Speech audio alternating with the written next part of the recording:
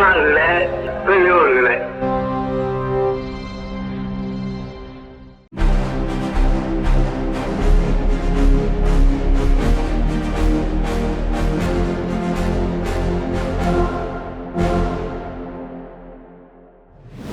வணக்கம்.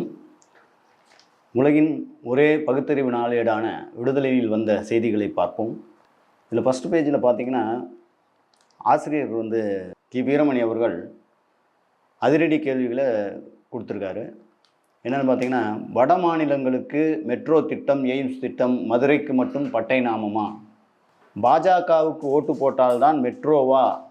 இதில் என்ன பேரமா லஞ்சமா அப்படின்னு ஆசிரியர் அதிரடி கேள்வி கேட்டிருக்காரு. அந்த செய்தியினுடைய முக்கியத்துவம் தான் இது என்னன்னு பார்த்தீங்கன்னா, மக்கள் விரோத திட்டங்களை தடுக்கக்கூடிய வலிமை திராவிட மாடல் அரசுக்கு தான் உண்டு அப்படிங்கிற விஷயத்தோட அடிப்படையை வச்சு தான் இதை பேசுகிறார். தொடர்ந்து பிரதமர் மோடி 2014ஆம் ஆண்டு அளித்த வாக்குறுதிகளின் பட்டியலை வரிசையாக குறிப்பிட்டுவிட்டு, சொன்னதையே செய்யாதது பாஜக அரசு என்றும், சொன்னதை மட்டுமல்ல சொல்லாததையும் செய்வதுதான் திராவிட மாடல் அரசு என்றும் ஒப்பிட்டு பேசினார். மேலும் அவர் மாநில உரிமைகளை பற்றி பேசும்போது, தமிழ்நாட்டு அரசின் வருவாயிலிருந்து ₹1 பெற்றுக்கொள்ளும் ஒன்றிய அரசானது 28 காசுகள் மட்டுமே நமக்கு திருப்பி கொடுக்கின்றது என்றும், அதையும் போராடித்தான் வாங்க வேண்டியுள்ளது என்றும் குறிப்பிட்டார். ஒன்றிய அரசின் இணக்கமான அரசுடன் இணக்கமாக சென்றால் ஏராளமான திட்டங்களை பெற முடியும் என்ற எதிர்க்கட்சிகளின் குற்றச்சாட்டுகளுக்கு, இரட்டை எஞ்சின் ஆட்சி செய்யும் மாநிலங்களை விட ஒற்றை எஞ்சின் ஆட்சி செய்யும் தமிழ்நாடு எல்லா துறைகளிலும் முன்னேறி இருக்கிறது, முன்னணியிலும் இருக்கிறது. அதாவது ஒன்றிய அரசு தர வேண்டிய நிதியை தராமல் இருக்கும் சூழ்நிலையிலேயே இந்த சாதனையை எட்டியிருக்கிறோம் என்பதை பதிலாக குறிப்பிட்டார். தலைப்பில் சொன்ன மாதிரி, சுயமரியாதை இயக்கத்தின் பட்டறையில் தயாரான கொள்கை ஏவுகணை தான் முதலமைச்சர் அப்படின்னு சொல்லியிருக்கார். தமிழ்நாடு அரசின் முதலமைச்சர் மு.க. ஸ்டாலின் அவர்களின் பெருமைக்கான காரணத்தை விளக்க வந்த ஆசிரியர் அவர்கள், சுயமரியாதை இயக்கத்தின் பட்டறையில் தயாரான கொள்கை ஏவுகணை தான் நமது முதலமைச்சர் மு.க. ஸ்டாலின் அவர்கள் என்றார். ஆசிரியர் அவர்களின் கூற்றை ஆமோதிக்கும் வகையில் மக்கள் பலமாக கைதட்டி தங்கள் உணர்வுகளை பிரதிபலித்தனர். மேலும் அவர் மதுரை மக்களின் சுயமரியாதையை பிரதிபலிக்கும் வகையில் பேசினார். அதாவது, வட மாநிலங்களுக்கு மெட்ரோ திட்டம், எய்ம்ஸ் திட்டம் உடனுக்குடன் வருகிறது, ஆனால் மதுரைக்கு மட்டும் பட்டை நாமமா என்றொரு அதிரடி கேள்வியை எழுப்பினார். தொடர்ந்து மகாராஷ்டிராவின் முதலமைச்சர் தேவேந்திர பட்னாவிஸ் அவர்கள் பாஜகவுக்கு ஓட்டு போட்டால்தான் மெட்ரோ என்று பேசியுள்ளதை சுட்டிக்காட்டி பாஜகவின் உள்நோக்கத்தை பச்சையாக வெளிப்படுத்தினார். அத்துடன், மக்கள் நாயகம் கோலோச்சுகின்ற நாட்டில் ஒரு திட்டத்தை செயல்படுத்துவதற்கு பேரமா லஞ்சமா? இது என்ன உங்கள் வீட்டு சொத்தா, மக்களின் சொத்து? இதற்கெல்லாம் நாங்கள் அடிபணிய மாட்டோம் என்று மதுரை மக்களின் சுயமரியாதையை வீரியமாக பிரதிபலித்தும், மகாராஷ்டிர பாஜக முதலமைச்சர் தேவேந்திர பட்னாவிஸுக்கும் கழகத் தலைவர் அதிரடி கேள்விகளை தொடுத்த போதும் மதுரை மக்கள் உணர்ச்சி வசப்பட்டு கைகளை தட்டி தங்களின் சுயமரியாதைக்கு மரியாதை செய்து கொண்டனர். இது எல்லாம் பார்த்திங்கன்னா பிரச்சாரத்தில் வந்த செய்திகள். பிரச்சாரத்தில் ஆசிரியர் மதுரையில் பேசின பேச்சுக்கள் தான் இது. அப்புறம் இன்னொரு முக்கியமான செய்தி இன்றைக்கி தலையங்கத்தில் சொல்லப்பட்டிருக்கு.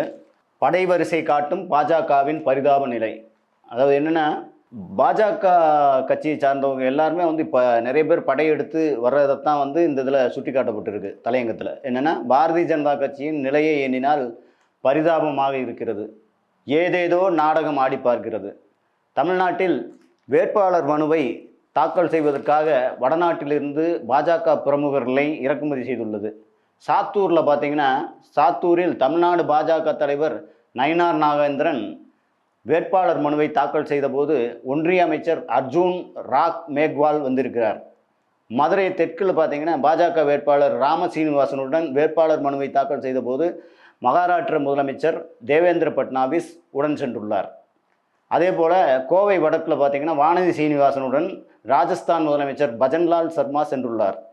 சென்னை மயிலாப்பூரில் பார்த்தீங்கன்னா, பிஜேபி வேட்பாளர் தமிழிசை சவுந்தரராஜனுக்கு உடன் கூட யார் போயிருக்காங்கன்னா, ஒன்றிய அமைச்சர் பியூஷ் கோயல் சென்றுள்ளார். இந்த ஏற்பாடெல்லாம் எதற்காக?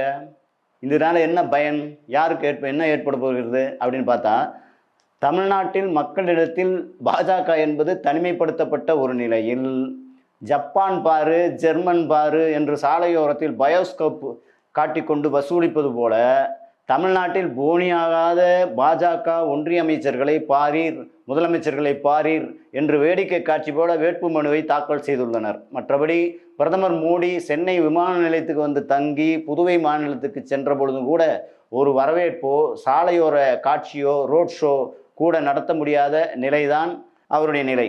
அறையில் பிரதமருடன் உட்கார்ந்து ஆலோசனை நடத்தினார்கள் என்பது மட்டுமே செய்தி.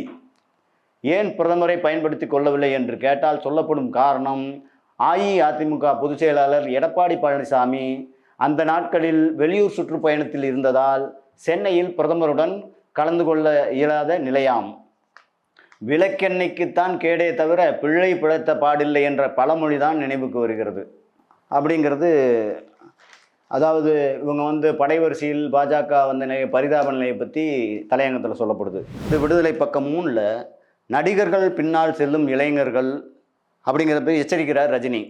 படிப்பில் மட்டும் கவனம் செலுத்துங்கள் என்று அறிவுரையும் சொல்கிறார். என்னென்னா, அவங்க விஜய் பிரச்சாரத்தின் போதும் வேட்புமனு தாக்கலின் போதும் அவருடைய ரசிகர்களும் இளைஞர்களும் பின்னாடி அவரை பார்க்குறதுக்காக அந்த வண்டி பின்னாடியே, பிரச்சார வாகனத்து பின்னாடியே ஓடுறது அப்படிங்கிற சூழ்நிலையில் நிறைய பேர் வந்து ஆக்சிடெண்ட் ஆகி கிட்டத்தட்ட ஏகப்பட்ட நிகழ்வு வந்து நடந்துக்கிட்டு தான் இருக்குது. 41 பேர் கரூரில் வந்து நடந்த மாதிரியே சம்பவம் வந்து திரும்ப திரும்ப நடக்குது. அதை பற்றி பேசுகிறதே கிடையாது விஜய். சென்னை விமான நிலையத்தில் இன்று செய்தியாளர்களிடம் நடிகர் ரஜினிகாந்த் கூறியதாவது: நடிகர்கள் பின்னால் செல்லும் இளைஞர்கள் தான் மிகவும் எச்சரிக்கையாக இருக்க வேண்டும். அவர்களுக்கு ஏதாவது அடிபட்டால் அவர்களுக்கு தானே காயமாகும். இளைஞர்களுக்கு படிப்பதில் மட்டும்தான் முழு கவனம் இருக்க வேண்டும். படிக்கிற காலத்தில் படிக்காமல் இருந்தால் வாழ்க்கையில் ரொம்ப கஷ்டப்பட வேண்டியிருக்கும். அதை மட்டும் மனசில் வச்சுக்கொண்டு படிப்பில் மட்டும் கவனம் செலுத்த வேண்டும். முதலில் உடலை ஆரோக்கியமாக வைத்துக்கொள்ள வேண்டும். இந்த காலகட்டத்தில் இளைஞர்களுக்கு முதலில் சொல்வது, இளைஞர்களே, குடிப்பழக்கத்திற்கும் கஞ்சா பழக்கத்திற்கும் தயவுசெய்து அடிமையாகாதீர்கள். அதில் அடிமையானால் உங்கள் வாழ்க்கையே கெட்டு போய்விடும். அது உங்களை மட்டுமல்ல, உங்கள் தாய், தந்தை மற்றும் குடும்பம் எல்லோருடைய வாழ்க்கையும் நாசமாக்கிவிடும். அதனால் அதுபோன்ற நண்பர்கள் கிடைத்தால் அவர்கள் கிட்டே கூட போகாதீர்கள், தூர விலகி விடுங்கள் அப்படின்னு வந்து ரஜினிகாந்த் வந்து அந்த செய்தியில் அறிவுரை சொல்லியிருக்கிறார். அப்புறம் பார்த்திங்கன்னா, அக்கம் பக்கம் அக்கப்போருன்னு சொல்லி பக்கம் 5ல் வந்து குப்பை கோழியார் கிறுக்கியிருக்கார். என்ன என்பதை பார்ப்போமா? தமிழக ரத்து கழகமும் பொம்மை தலைவரும், இது வேறு செய்தியில் ரஜினிகாந்த் சொன்ன அதே விஷயம் மாதிரி தான் இருக்கும். கிட்டத்தட்ட வேறு கட்சியிலிருந்து கடைசி நேரத்தில் தாவரவங்க கொஞ்சம், ரசிகர் மன்றத்தில் கொஞ்சம், குற்ற வழக்குடையோர் கொஞ்சம்னு பகுமானமாக 232 தொகுதிக்கும் ஆள் பிடிச்சி தானும் 2 தொகுதியில் நிற்கிறதா அறிவித்து ஒரே தொகுதியிலே வேட்புமனுவை 1க்கு 3 தடவை திருத்தி தாக்கல் செஞ்சு ஒரு வழியாக தேர்தலுக்குள்ளே வந்துட்டார் நடிகர். ஆனால் பிரச்சாரத்துக்கு தான் இல்லாத சாக்கு போக்கெல்லாம் சொல்கிறாங்க. காவல்துறை அனுமதி கொடுத்தாலும் திடீர்னு ரத்து பண்ணிக்கிட்டே இருக்கிறதுனால தான் தமிழக ரத்து கழகம்னு செல்லமாக பேர் வச்சுருக்காங்கன்னு நெட்டிசன்கள் சொல்கிறாங்க. இவர் இந்தா வருவார் அந்தா வருவார்னு காத்திருந்து நொந்து போன வேட்பாளர்கள் இப்போது உங்கள் விஜய்னா நான் வரேன்னு பாட்டெல்லாம் போட்டியேன்னா ஆள் மட்டும் வரமாட்டியே அப்படின்னு நொந்து வேறு வழி இல்லாமல் விஜய் பொம்மையை செஞ்சு வண்டியில் ஏற்றி ஓட்டு கேட்க ஆரம்பிச்சிட்டாங்க. ஒரு காலத்தில் இரவு பகலாக தான் சுற்றுப்பயணம் செஞ்சாலும் தொகுதியை முடிக்க முடியாதுன்னு எல்லா ஊருக்கும் தன்னுடைய கட் அவுட்டை செஞ்சு ஜீப்பிலே கட்டி அனுப்பி வைப்பாராம் எம்ஜிஆர்.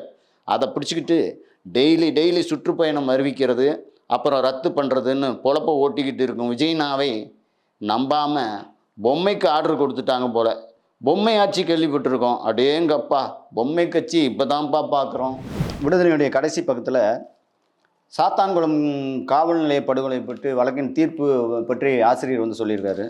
அதில் தூத்துக்குடி மாவட்டம் சாத்தான்குளத்தில் கடந்த 2020ஆம் ஆண்டு ஜூன் 19 அன்று காவல் நிலையத்துக்கு விசாரணை என்ற பெயரால் கொண்டு செல்லப்பட்ட ஜெபராஜ் ஃபெனிக்ஸ் என்ற தந்தை மகன் ஆகிய இருவர் காவல்துறையின் கடுமையான தாக்குதலால் படுகொலை செய்யப்பட்டனர். 5 ஆண்டுகளுக்கு மேலாக நடைபெற்று வரும் இந்த வழக்கில் காவல்துறை ஆய்வாளர் உள்ளிட்ட காவலர்கள் 9 பேரும் குற்றவாளிகளே என்று கடந்த 23/3/2026 அன்று தீர்ப்பு வழங்கப்பட்ட நிலையில் தீர்ப்பின் முழு விவரமும் தண்டனை விவரங்களும் நேற்று முன்தினம் 6ஆம் தேதி நீதிபதி அவர்களால் அறிவிக்கப்பட்டுள்ளன. இப்படுகொலைகள் மனித கண்ணியத்தை மீறும் செயல்களாக அமைந்திருக்கின்றன என்று கூறியுள்ள நீதிபதி, குற்றவாளிகள் அனைவருக்கும் இரட்டை மரண தண்டனை, சிறை தண்டனை, அபராதங்கள் உள்ளிட்ட கடுமையான தண்டனைகளை வழங்கியுள்ளார். காவல்துறையில் சிலரின் அதிகார அத்துமீறல்கள் எத்தகைய கொடூர நிகழ்வுகளுக்கு காரணமாகி விடுகின்றன என்பதுடன் காவல்துறைக்கே களங்கமாகவும் மாறிவிடுகிறது. காவல் மரணங்கள் நிகழாமல் எச்சரிக்கையுடன் இருக்க இத்தகைய கடும் தண்டனைகள் தவிர்க்கப்பட முடியாதவை ஆகும். மனிதம் தழைக்கவும் பாதுகாக்கப்படவுமே காவல்துறை என்பதை மீண்டும் அழுத்தம் திருத்தமாக இந்த தீர்ப்பு சொல்லுகிறதுன்னு ஆசிரியர் தன்னுடைய அறிக்கையில் கூறியிருக்கார். இது போன்ற ஏராளமான செய்திகள் விடுதலையில் இடம்பெற்றுள்ளன. வாசகர்கள் படித்து பயன்பெற்று கொள்ளவும். நன்றி, வணக்கம்.